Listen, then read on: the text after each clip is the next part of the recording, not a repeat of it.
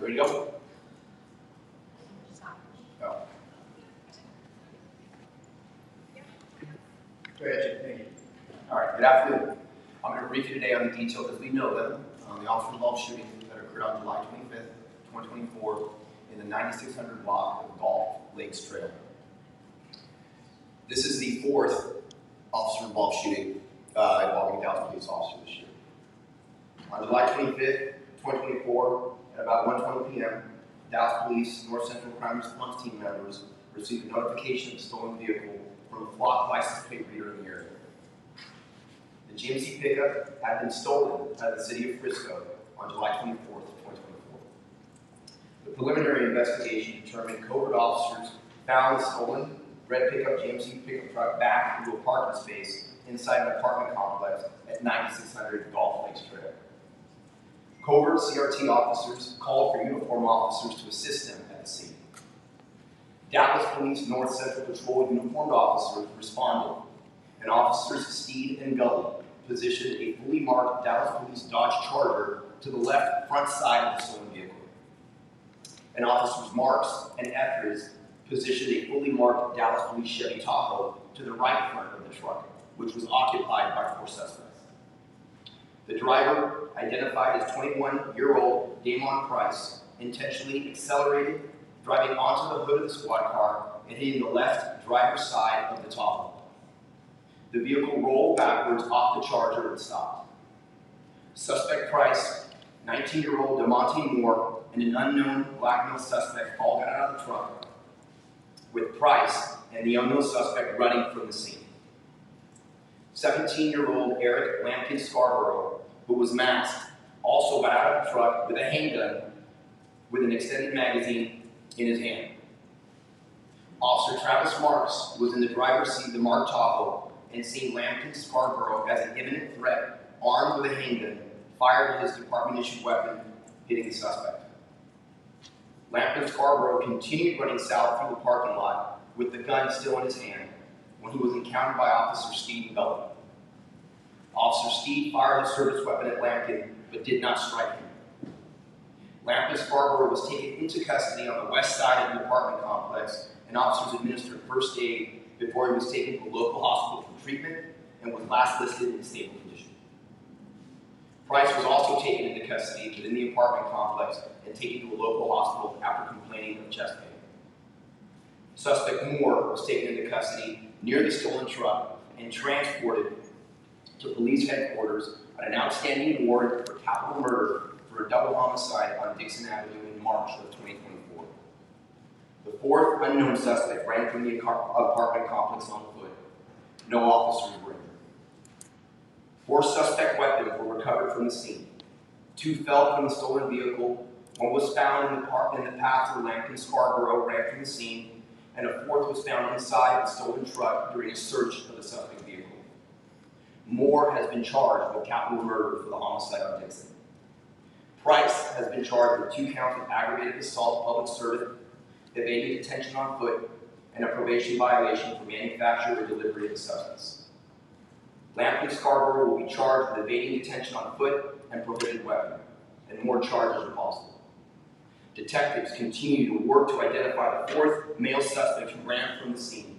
He is not currently in custody. Of the weapons recovered, the gun carried by Lampkin Scarborough was stolen out of the city of Dallas in February, and again had been modified with an extended magazine and a Glock switch. The 3 guns recovered near or in the stolen in the truck. 1 was a handgun with another extended magazine stolen out of Shreveport in May of this year. The 2nd was an AR-style pistol. The 3rd, a handgun with an extended magazine that was stolen out of Waxahachie PD in December of 2019. The investigation is ongoing and is being investigated by the Dallas Police Special Investigations Unit. The Dallas County District Attorney's Office was also notified and responded to the scene and will conduct their own investigation. The Office of Community Police Oversight was notified and also responded to the scene.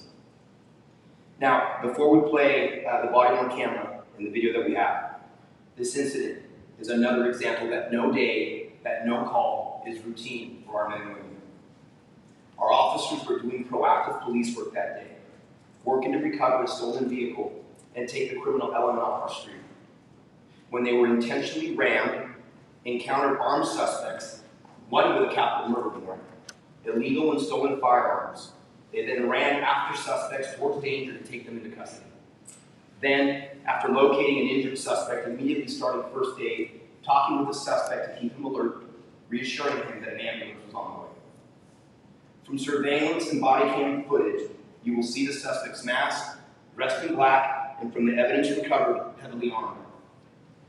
32 years of law enforcement experience tells me that this was just not a stolen vehicle, that this was not just a joyride or someone stopping at an apartment complex. I feel that there was likely something far more nefarious planned that day. Someone is alive today. I fully believe it's because of the actions of our men and women and the actions of those officers that day. I know my officers prevented future crimes and future violent crimes from happening on that day and others. We're lucky that we did not have an officer seriously injured in the process, and we're lucky and fortunate that we did not lose a life. This is the work that men and women of DPD do every day to prevent crime, to put this type of violent criminals behind bars, to make our streets safer. The men and women of DPD go to work, not knowing what the day or shift or call will hold, but do it to serve and protect. They do this job because they want to do what is right and what is best for our city. And we'll now share the incident, and I'll come back for a question.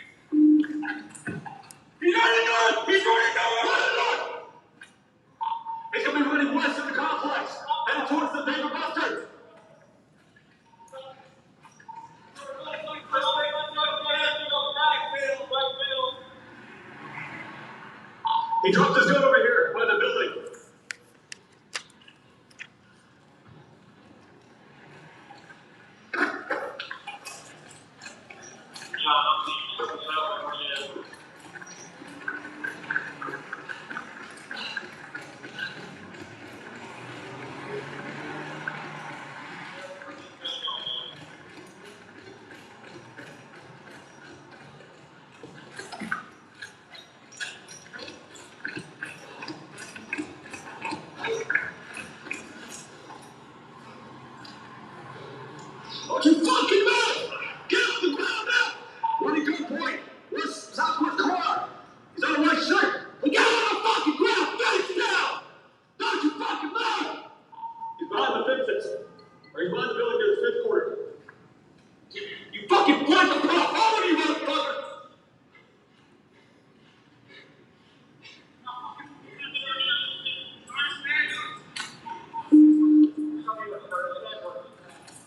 You fucking hit!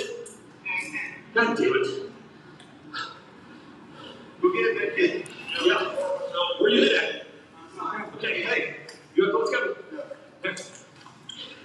It's up here. You fucking. What's your name? Eric what? Your gloves? Yeah. Your gloves. You got yours on you? A knife.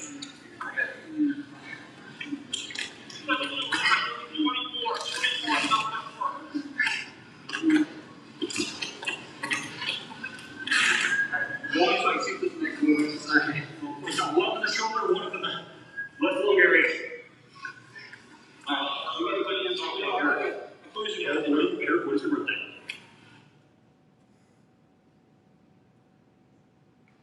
Where do you live at? Where at Delta? What apartment are you? Where are you at? What apartments are you at? Eric, talk to me, brother. Okay, just keep talking to me, man. What apartments do you live at, man? Who do you live with? You live with your mom? What's your mom's name? You know her phone number?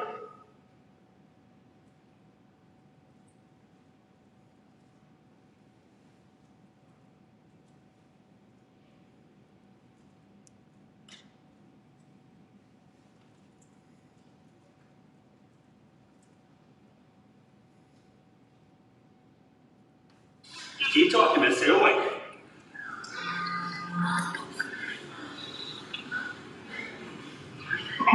No, you're fine. You're fine. Keep talking, okay?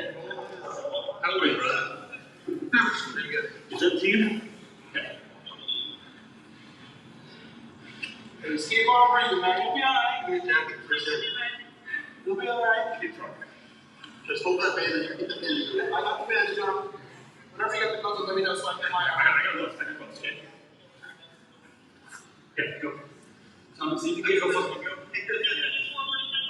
Get the ambulance over. There were at least 2 guys who took me over 3 guys, I think. You laugh? I know. You're good. I'll take the front. What'd you say, brother? Ambulance coming here as fast as we can, okay? Yeah. Because we're here to Woodruff, we don't see exit wounds. I think it's. You leave 1/3? Okay. Yeah, it might be out that way set up. You have another bandage? Another bandage on the top.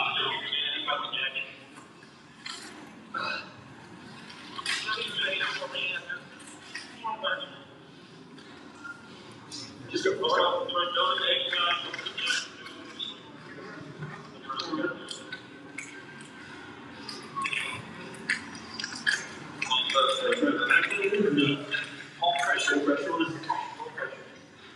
Hey, Eric, I don't think just keep on talking, Eric.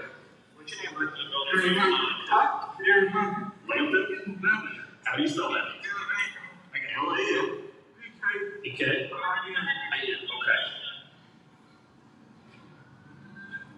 Just keep hanging in there, man. We got the ambulance coming right now. Here we go.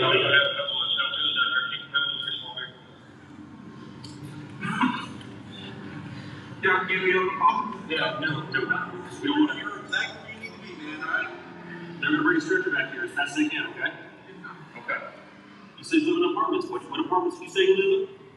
Okay. Just take your time, deep breaths, okay?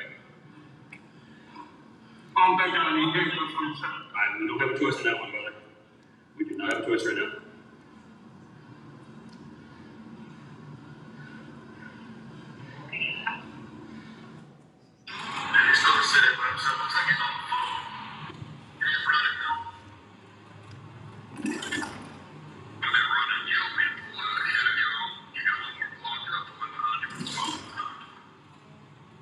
We don't have time.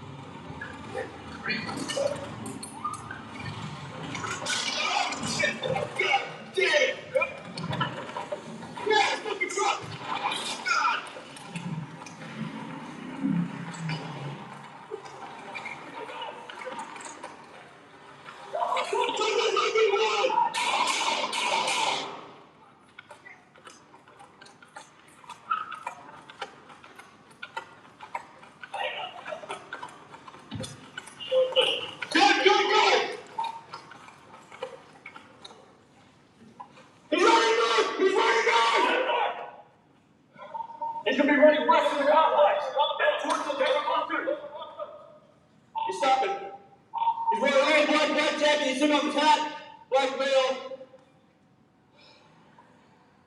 He dropped his gun over here. On the new one.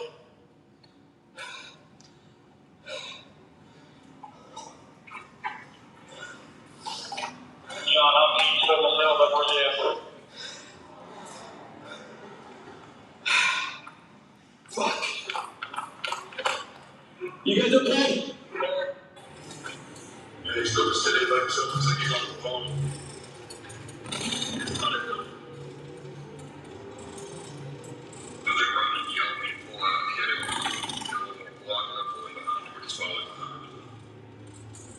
I'd say falling behind so you can. Tell him we're pulling up. I'd say falling behind so he can't hit the going to reverse. Alright, we're pulling up. We're pulling up. We're pulling up. Keep on coming. Keep on going. Dumpster east, 2 from Blue Road.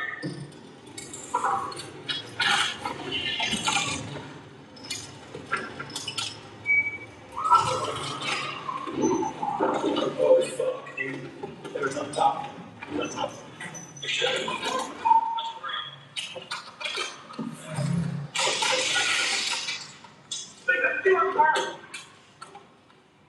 Shots fired.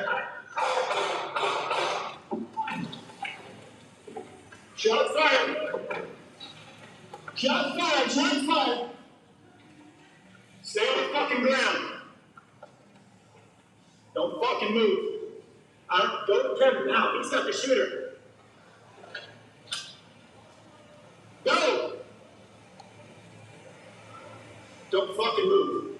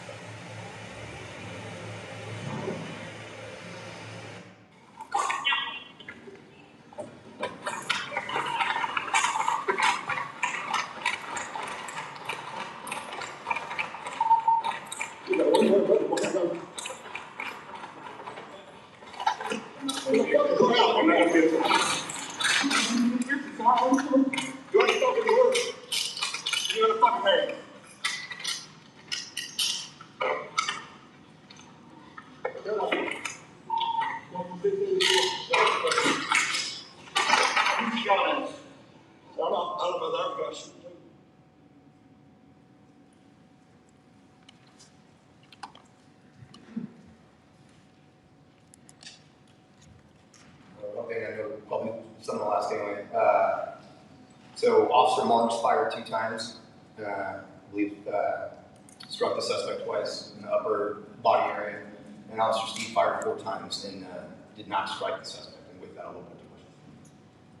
What exactly did the officer who did open fire and end up striking the 17-year-old? What exactly did he see? Because it's hard to tell from that vantage point. What did he see that led him to take that action?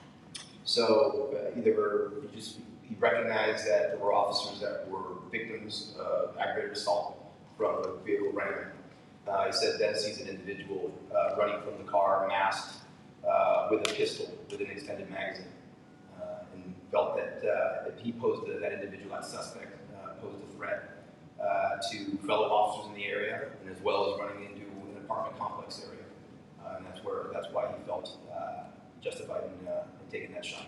And just to be clear, the suspect is not accused of kind of gesturing toward the officer in any way with a gun at that point, or? No, he's not. However, officers were going to wait until the masked individual with a firearm was going to turn on the officers and shoot first. The proper thing would have been done for the individual not to run out of the car, not to be armed, and to have given up. Were they just following the stolen vehicle, or did they know that the potential murder suspect from March was in the vehicle? No. Again, this is one of those things, as I explained that day, there was nothing routine here.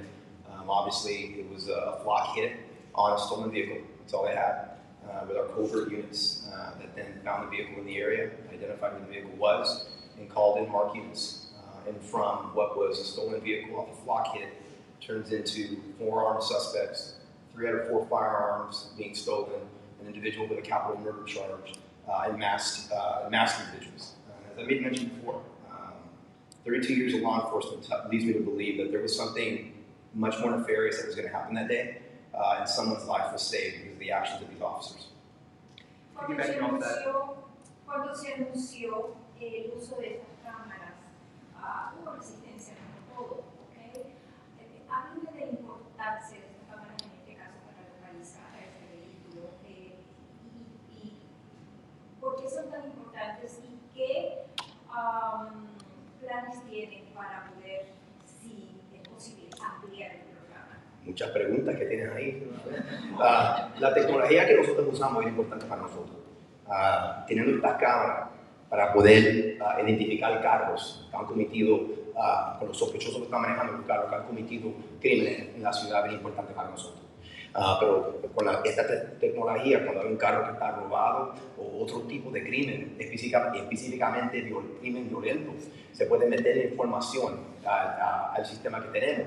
Y hay cámaras en la ciudad que entonces puede ver cuando ese carro está en la área. Y eso fue como buscamos aquí. Ahora tenemos como 225 de esas cámaras en la ciudad y vamos a tener casi 300 más sobre la ciudad.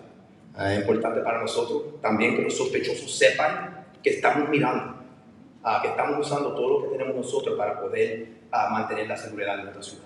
Es algo que tenemos el apoyo de la ciudad y vamos a seguir usando la tecnología como podemos hacer. ¿Ya está aprobado el presupuesto para comprar esas cámaras adicionales? Sí. ¿Para cuándo las tendrán? No tengo la fecha ahora, pero como te dije, tenemos como 225 ahora en la ciudad y yo creo que vamos a tener como casi 300 más que van a venir. Y es importante para nosotros tener esta tecnología en la ciudad. Chief, how do you guys weigh whether to move in on a stolen truck call, right? When you're dealing in that kind of environment, in an occupied apartment complex, how do you weigh that with obviously public safety? Well, one of the things I think the reason that they try to tactically come in and try to pin the car is normally, and what we would expect, is for suspects to comply.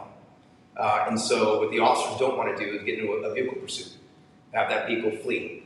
Because regardless what procedures that we have, obviously that puts the rest of the community at risk once that vehicle's in a high-speed pursuit. And so that is one of the reasons why they chose that tactic. Again, and it's unfortunate, but there's the individual driving that car dictated what occurred. And had that individual, had they given up, none of this would have happened.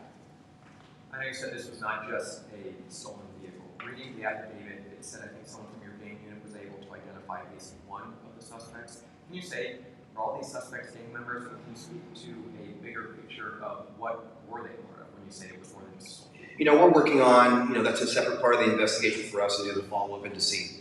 But David, when you look at the situation with a stolen vehicle, when four individuals that are heavily armed, individuals that have masks, individuals, again, with a Glock switch, extended magazine, there is more. Oftentimes, not all the time, but oftentimes, this is the reason why individuals steal cars, is to commit more serious crimes. And again, no, at this point, I can't tell you specifically what was going to be planned, but I will tell you that I've been a cop for 32 years, and that was not a normal, just stolen vehicle that happens to be just sitting in a carport. Did any of the suspects have any link to that apartment complex? Again, we're working through all the ties that they may have had. That is part of our investigation. We are using our data. How many suspects were there? There were four. Four suspects. There were four suspects. One is still outstanding. And do we have the relationship between them now? We're still working on tying in all the relationships. There is some peculiar type of relationships that are occurring that we're still looking through with regards to what they were all doing together to begin with. That's another part of this investigation that leads us to believe that there was probably more than just this. But we're working through that. We're working through that information right now with our gang. And the three suspects who you did apprehend, have they been all charged with the crime? We'll go through the crimes. I think I read them out a little earlier, but we can go through that offline. Is there an updated description on the fourth suspect who is outstanding? Nothing's been updated since then. It's still the same suspect that we. Chief, one of your officers, the one who was in his car, and then it almost looked like he was shooting out of his back window. Is that? That's accurate. Why? Why did you do that? because that's when he felt the threat. So, I mean, he felt the threat at that point. Was that Marks? I'm sorry? Was that Marks? It was Marks, yes. That was Marks? Yes. So was that the shot that injured the 17-year-old? And injured the suspect? Yes. So it was when he was shooting out of the window? Yes. Oh, and Yes. that's okay to do with your viewpoint as far as shooting out of his cruiser? Once an officer makes a decision that they need to use deadly force because he felt an imminent threat to life, the officers have to do the best they can in the situation they're in. You know, had he paused and something, we'd be having a completely different conversation if my officers didn't take action if something else could happen. But, you know, again, when the officers see an imminent threat, this is not a choreographed dance. You know, as you saw, it was chaotic. And unfortunately, I think we all tend to think they're supposed to be a neat, packaged incident. But when you see that, you see the chaos, you see suspects fleeing, and you see guns and people armed, it's a chaotic situation. It's not a choreographed dance. Obviously, in every situation, we'll take a look at it and see what more could we have done better. But again, that's the life that these officers lead every day, and nothing is routine, and it is very chaotic. ¿Qué estaban haciendo los sospechosos en ese apartamento? ¿Cuánto tiempo habían estado allí o apenas habían llegado cuando ustedes lo estaban siguiendo? Estamos investigando todo eso ahora, porque creemos, como te dije ahora mismo, yo creo que algo más malo iba a pasar ese día. Con la clase de sospechosos que estaban ahí, las armas que tenían máscara, yo no creo que solamente era un carro que estaba robado. Pero no sabemos cuánto tiempo está ahí. La investigación que estamos trabajando con nuestros detectives que bregan con las pandillas, a ver por qué, quién sabe, quién conocían en ese apartamento o qué más querían hacer ese día. Y esa es parte de la investigación que estamos haciendo. Just to clarify, I think in body camera footage, one of the officers said, who shot at us? Again, I'm sorry if this is already mistaken, but had any of those suspects fired weapons that you can confirm, and if so, how many? At this incident? Yeah. No, we don't believe. Obviously, from the sound of it, it sounds like the officers may have thought that they did, but we haven't found any evidence to suggest the suspect shot. Last question, guys, please. Is it possible this more nefarious act had already happened? Or your expertise, they were getting ready to do with it? I can't speak. Obviously, this is not math. It's not an exact science. I'll tell you, experience tells me that they probably thwarted something from occurring, but it certainly doesn't mean that other crimes hadn't occurred before. And again, there may be more charges coming up. Obviously, we have the weapons. We're looking into all of that. But again, that's a separate part of the investigation.